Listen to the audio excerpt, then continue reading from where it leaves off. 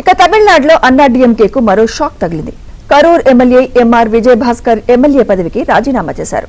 Assembly speaker JCD ప్రభాకర్ను కలిసి తన రాజీనామా పత్రాన్ని సమర్పించారు. దీంతో 2026 అసెంబ్లీ ఎన్నికల తర్వాత ఏఐఏడీఎంకేకు రాజీనామా చేసిన ఎమ్మెల్యేల సంఖ్య 6కు చేరింది.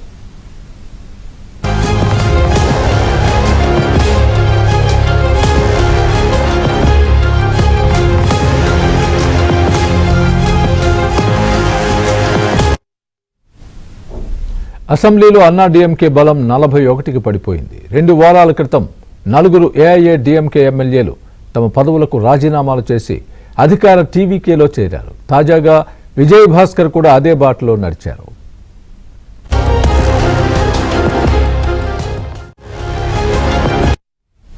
జయలలిత మంత్రివర్గంలో విజయభాస్కర్ రవాణా శాఖ మంత్రిగా పనిచేశారు. గత ఎన్నికల్లో కరూర్ నియోజకవర్గం నుంచి పోటీ చేసి ఓడిపోయారు. అయితే ఇటీవల అసెంబ్లీ ఎన్నికల్లో తిరిగి అదే నియోజకవర్గం నుంచి ఎన్నికయ్యారు. విజయభాస్కర్ రాజీనామాతో తమిళనాడులో మొత్తం 7 అసెంబ్లీ స్థానాలు ఖాళీ అయ్యాయి.